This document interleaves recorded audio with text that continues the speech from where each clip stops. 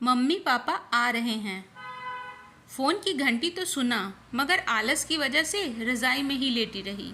उसके पति राहुल को आखिर उठना ही पड़ा। दूसरे कमरे में पड़े फ़ोन की घंटी बजती ही जा रही थी। इतनी सुबह कौन हो सकता है जो चैन से सोने भी नहीं देता। इसी चिड़चिड़ाहट में उसने फ़ोन उठाया। हेलो, कौन? तभी दूसरी तरफ से आवाज़ सुन सारी नींद खुल गई। नमस्ते पापा। बेटा, बहुत दिनों से तुमसे मिले नहीं, सो हम दोनों 11 बजे की गाड़ी से आ रहे हैं। दोपहर का खाना साथ में खाकर हम 4 बजे की गाड़ी से वापस लौट जाएंगे। ठीक है?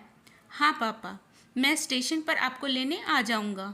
फ़ोन रखकर वापस कमरे में आकर उसने रचना को बताया कि मम्मी पापा 11 बजे की गाड़ी से आ रहे हैं और दोपहर का खाना हमारे साथ ही खाएंगे। रज़ाई में घुसी हुई रचना का पारा एकदम से 7वें आसमान पर चढ़ गया। कोई इतवार को भी सोने नहीं देता। अब सबके लिए खाना बनाओ, पूरी नौकरानी बनाकर रख दिया है। गुस्से में उठी और बाथरूम में घुस गई थी रचना।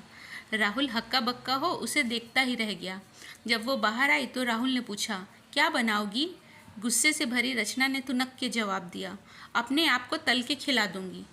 राहुल चुप रहा और मुस्कुराता हुआ तैयार होने में लग गया। स्टेशन जो जाना था। थोड़ी देर बाद गुस्सैल रचना को बोलकर वो मम्मी पापा को लेने स्टेशन जा रहा है, वो घर से निकल गया।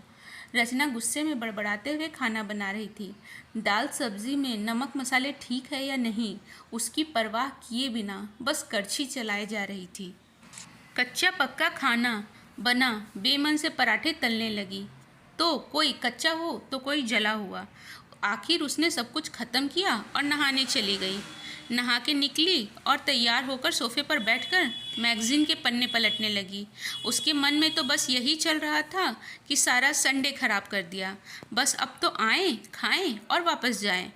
थोड़ी देर में घर की घंटी बजी तो बड़े बेमन से उठी और दरवाज़ा खोला। दरवाज़ा खोलते ही उसकी आंखें हैरानी से फटी की फटी रह गई और मुंह से एक शब्द भी नहीं निकल सका। सामने राहुल के नहीं, उसके अपने मम्मी पापा खड़े थे, जिन्हें राहुल स्टेशन से लाया था।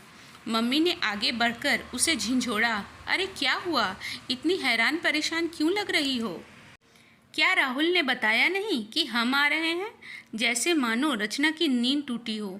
नहीं मम्मी, इन्होंने तो बताया था, पर चलो आप अंदर तो आओ। राहुल तो अपनी मुस्कुराहट रोक नहीं पा रहा था। कुछ देर इधर उधर की बात करने में बीत गया। थोड़ी देर बाद पापा ने कहा, रचना गप्पे ही मारती रहोगी या कुछ खिलाओगी भी? यह सुनकर रचना को मानो सांप सूंघ गया हो। क्या करती? बेचारी को अपने हाथों से ही बनाए अधपके और जले हुए खाने को परोसना पड़ा। मम्मी पापा खाना तो खा रहे थे, मगर उसकी आंखों में एक प्रश्न था जिसका वो जवाब ढूंढ रहे थे। आखिर इतना स्वादिष्ट खाना बनाने वाली उनकी बेटी आज उन्हें कैसा खाना खिला रही है? रचना बस मुंह नीचे किए बैठी खाना खा रही थी। मम्मी पापा से आंख मिलाने की उसकी हिम्मत नहीं हो रही थी। खाना खत्म कर सब ड्राइंग रूम में आ बैठे। राहुल, कुछ काम है, अभी आता हूँ कहकर थोड़ी देर के लिए बाहर निकल गया। राहुल के जाते ही मम्मी, जो बहुत देर से चुप बैठी थी, बोल पड़ी, क्या राहुल ने बताया नहीं था कि हम आ रहे हैं? तो अचानक रचना के मुंह से निकल गया, उसने सिर्फ ये कहा था कि मम्मी पापा लंच पर आ रहे हैं। मैं समझी उसके मम्मी पापा आ रहे हैं। फिर क्या था? रचना की मम्मी को समझते देर नहीं लगी कि ये मामला क्या है। बहुत दुखी मन से उन्होंने रचना को समझाया, बेटी, हम हो या उसके माता पिता, तुम्हें तो बराबर का सम्मान करना चाहिए।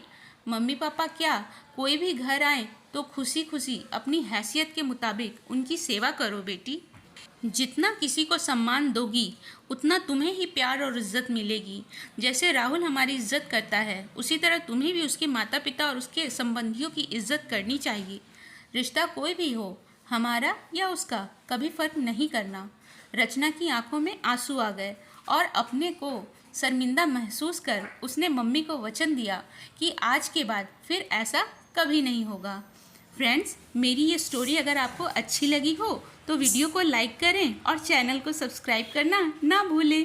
बाय।